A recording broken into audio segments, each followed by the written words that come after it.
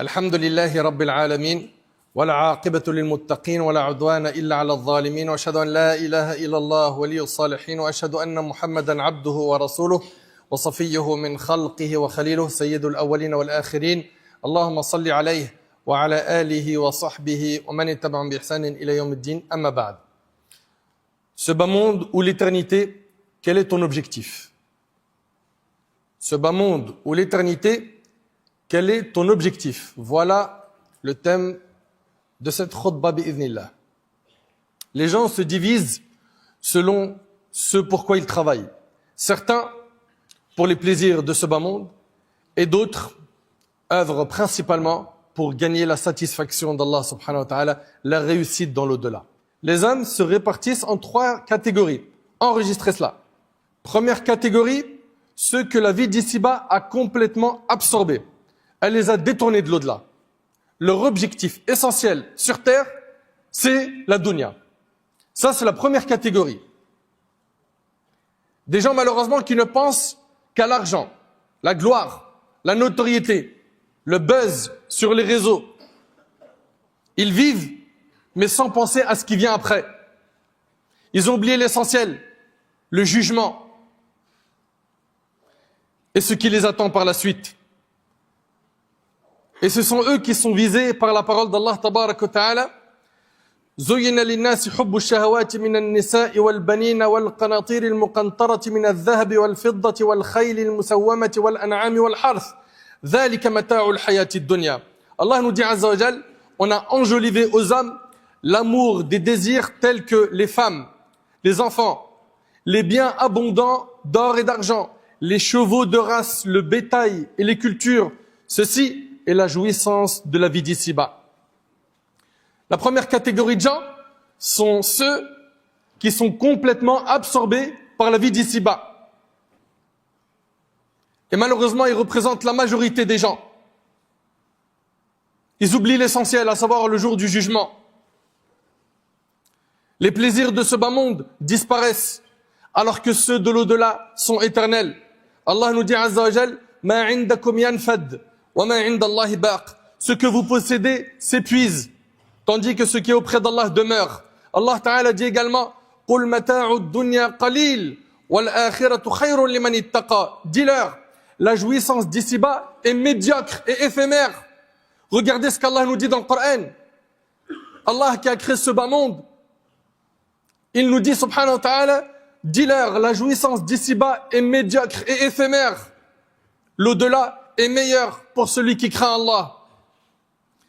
Et l'imam al-Bukhari et Muslim ont rapporté dans le hadith d'Ibn Abbas, il est également rapporté par Anas, par Abdullah ibn Zubayr, par Abu Musa al-Ash'ari, radiyallahu anhum, que le prophète sallallahu alayhi wa sallam a dit, si l'homme possédait une vallée d'or, écoutez bien, si l'homme possédait une vallée d'or, il en voudrait une deuxième. C'est-à-dire quoi? Que la gourmandise concernant ce bas monde, elle est trop grande chez l'humain. Celui qui a fait le million d'euros, son rêve c'est de faire le 2e million d'euros. Celui qui a fait le 2e million d'euros, il veut continuer à grimper dans les chiffres. Si l'homme possédait une vallée d'or, il en voudrait une deuxième. Et rien ne remplira sa bouche si ce n'est la terre. Et cela signifie qu'il ne cesse de courir après ce bas monde jusqu'à ce que la mort l'atteigne et que seule la terre de sa tombe remplisse son ventre. Et rien ne remplira sa bouche si ce n'est la terre, mais Allah accepte le repentir de celui qui revient à lui. Allah tabarak wa ta'ala nous expose la situation de ceux qui ne veulent que ce bas monde et la situation de ceux qui ne veulent que l'au-delà. Allah ta'ala il dit Man kana yuridu al-ajila عجلنا له فيها ما نشاء لمن نريد ثم جعلنا له جهنم يصلاها مذموما مدحورا ومن أراد الآخرة وسعى لها سعيها وهو مؤمن فأولئك كان سعيهم مشكورا. À celui qui désire la vie immédiate, il veut rien d'autre à part ce bas monde. Il court derrière l'argent, la richesse, la notoriété. À celui qui désire la vie immédiate, regardez Allah il dit quoi? Nous accordons ici-bas ce que nous voulons à qui nous voulons. Ils veulent que ce bas monde, Allah donne à qui il veut ce qu'il veut. Puis, nous le vouons à l'enfer. Pourquoi? Il n'a voulu que ce bas monde. Puis, nous le vouons à l'enfer, où il entrera honni et éloigné de la miséricorde d'Allah. Quant à ceux qui recherchent la récompense de l'au-delà et œuvrent de manière adéquate pour l'obtenir, tout en étant croyants, ceux-là verront leur effort récompensé. Qu'Allah subhanahu wa ta'ala nous accorde al-Jannah. Toute personne qui court derrière ce bas monde, qu'il sache qu'il est en train de courir derrière une demeure éphémère, qui va prendre fin un jour. Allah ta'ala décrit ce bas monde en disant وَمَا هَذِهِ الْحَيَاةُ الدُّنْيَا إِلَّا لَهْوٌ وَلَعِبٌ وَإِنَّ الدَّارَ الْآخِرَةَ لَهِيَ الْحَيَوَانُ لَوْ كَانُوا يَعْلَمُونَ. La vie d'ici-bas n'est que distraction et jeu, alors que la demeure de l'au-delà est la vraie vie. S'ils savaient, Allah, notre Seigneur, notre Maître, Azza wa Jal, il nous dit que la demeure de l'au-delà est la vraie vie. S'ils savaient. Si seulement on faisait des bons calculs, n'importe qui sur Terre n'entre pas dans un business avant d'avoir la certitude que c'est bien sécurisé, qu'il n'y a pas d'arnaque, qu'il va pouvoir tirer des bénéfices. Donc tu fais tes calculs dans la tijara, dans le commerce sur Terre. Mais comment ça se fait qu'il y en a certains qui ne font pas de calcul pour ce jour, le jour du jugement? Comment? As-tu oublié que tu seras ressuscité? Que tu vas comparaître devant le Seigneur des mondes? Qui va te juger? Qu'est-ce que tu vas lui dire? Avec quel bagage tu vas te présenter? Donc là, on vient de voir la première catégorie de gens, ceux qui ont été absorbés par ce bas monde et qui ont négligé, oublié l'au-delà, qu'Allah nous en préserve. Deuxième catégorie de gens, ce sont ceux qui travaillent davantage pour ce bas monde que pour l'au-delà. Ils bossent plus pour ce bas monde que pour l'au-delà. Par manque de clairvoyance, par faiblesse de foi, par manque de compréhension. Pour eux, ce bas monde, c'est la base. Et la religion, c'est une chose secondaire. Et qu'est-ce qu'ils sont nombreux? Qu'est-ce qu'elles sont nombreuses? Il n'y a qu'à voir aujourd'hui les contrats que certains signent sans se renseigner. C'est halal ou haram. Ou bien d'autres qui vont tout faire pour maintenir leur public sur les réseaux sociaux, quitte à écraser les valeurs de leur religion.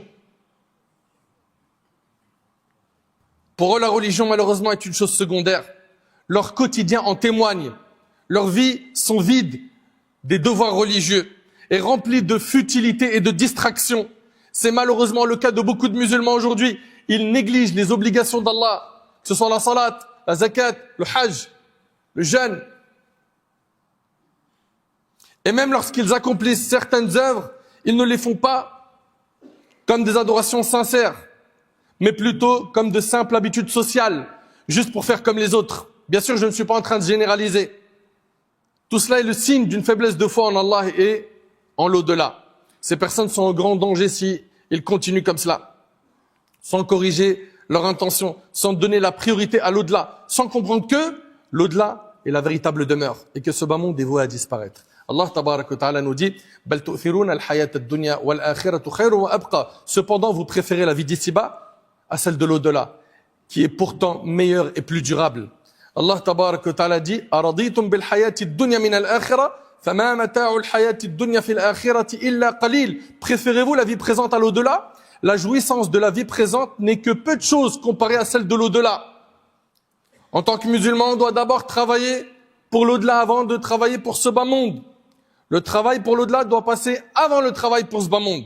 Allah Ta'ala dit وَابْتَغِ فِي مَا أَتَاكَ اللَّهُ الدَّارَ الْآخِرَةَ وَلَا تَنْسَ نَصِيبَكَ مِنَ الدُّنْيَا وَأَحْسِنْ كَمَا أَحْسَنَ اللَّهُ إِلَيْكَ. Recherche plutôt à travers ce qu'Allah t'a accordé la demeure dernière, sans oublier ta part d'ici-bas. On n'est pas en train de dire qu'on met une croix sur la vie d'ici-bas. Allah il dit n'oublie pas ta part de la vie d'ici-bas. Cette dunya elle vient à toi de manière halal, prends-la et donne le droit d'Allah. Et reste focus sur l'au-delà. Mais ne vis pas comme certains qui ne pensent qu'à l'euro, qu'à l'argent, qu'à la dunya. Recherche plutôt à travers ce qu'Allah t'a accordé la demeure dernière, sans oublier ta part d'ici-bas. Sans oublier ta part ici-bas, sois bienfaisant comme Allah l'a été envers toi.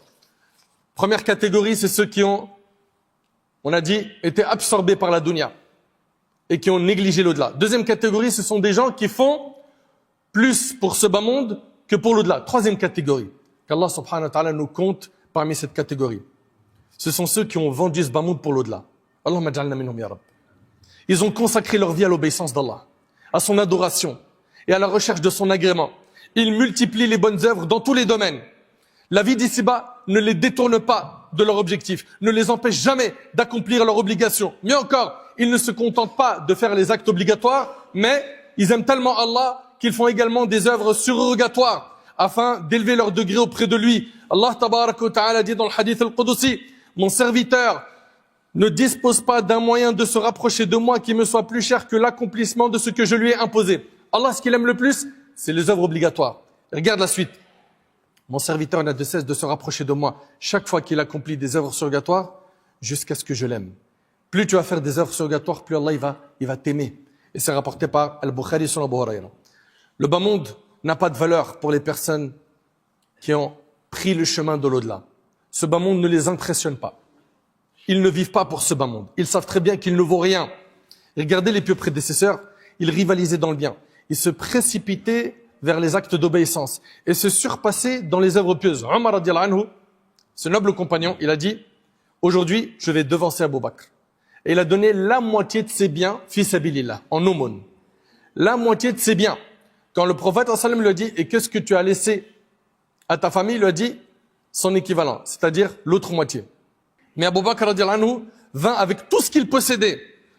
Et on lui a demandé, qu'as-tu laissé à ta famille? Il a dit, je leur ai laissé Allah et son messager. Et il a donné tous ses biens fissabilillah. Ça, c'était nos pieux prédécesseurs, rahimahumullah. Leur objectif sur terre était de gagner l'agrément d'Allah, était de gagner la satisfaction d'Allah, était de gagner des récompenses auprès d'Allah pour pouvoir avoir le paradis. Omar radiallahu anhu, quand il a assisté à cette scène, je leur ai laissé Allah et son messager. Alors Omar a dit, je ne le devancerai jamais. Parce qu'il y avait cette concurrence saine entre Abu Bakr et Omar dans les actes de piété. Et c'était Abu Bakr qui était toujours celui qui le devançait. Apprenons donc une leçon. Travaillons pour cette vie selon le temps que nous y passons. Mais travaillons pour l'au-delà selon l'éternité qui nous y attend. Comme disait Al-Hassan al-Basri, rahimahullah, j'aimerais que cette parole de Al-Hassan al-Basri s'ancre dans nos mémoires. Ce grand savant parmi les tabi'in, il a dit, et c'est avec ça que je clôture la khutbah, il a dit, ô fils d'Adam, vends ta vie d'ici-bas pour ton au-delà. Tu gagneras les deux.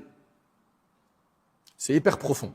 Vends ta vie d'ici-bas pour l'au-delà. Tu gagneras les deux. Ça veut dire quoi? Si tu vends ce bas monde, il va te courir après. Tu cherchais le travail, il va venir facilement. La femme pieuse, le mari pieux, sans effort. Tu vas voir que ce bas monde, il va te courir après. L'argent, la baraka, dans la santé, les biens, vends ce bas monde. Pour l'au-delà, tu gagneras les deux. Tu gagneras ce bas monde et tu gagneras l'au-delà. Et il a dit, mais ne vends pas ton au-delà pour cette vie. Tu perdras les deux. Mais ne vends pas ton au-delà pour cette vie. Tu perdras les deux. Si tu restes focus uniquement sur la dunya, tu vas la perdre. Même si tu deviens riche, cette richesse, ce luxe, ce confort que tu auras, ne te procurera pas le bonheur que tu recherchais, parce que tu étais loin d'Allah. Mais ne vends pas ton au-delà pour cette vie, tu perdras les deux. Tu perdras ce bas monde et tu perdras l'akhira, l'au-delà. Pour résumer, on a 3 catégories de gens sur terre. Ceux que la vie d'ici-bas a complètement absorbés, elle les a détournés de l'au-delà. Qu'Allah nous en préserve. Et malheureusement, il s'agit ici de la majorité des gens. Deuxième catégorie, ceux qui travaillent davantage pour ce bas monde que pour l'au-delà. La religion, c'est optionnel. C'est de temps en temps. C'est pour ça que j'ai bonne conscience. Quand même, je fais quelques petites pratiques de la religion. Et troisième catégorie, ce sont ceux qui ont vendu ce bas monde pour l'au-delà. Ils ont consacré leur vie à l'obéissance d'Allah, à son adoration et à la recherche de son agrément. Pose-toi la question, tu es dans quelle catégorie? Et réforme-toi vite pendant qu'il en a encore temps. J'implore Allah subhanahu wa ta'ala d'améliorer notre situation. J'implore Allah subhanahu wa ta'ala de nous accorder la piété, la guider. J'implore Allah subhanahu wa ta'ala de nous accorder une bonne compréhension de sa religion.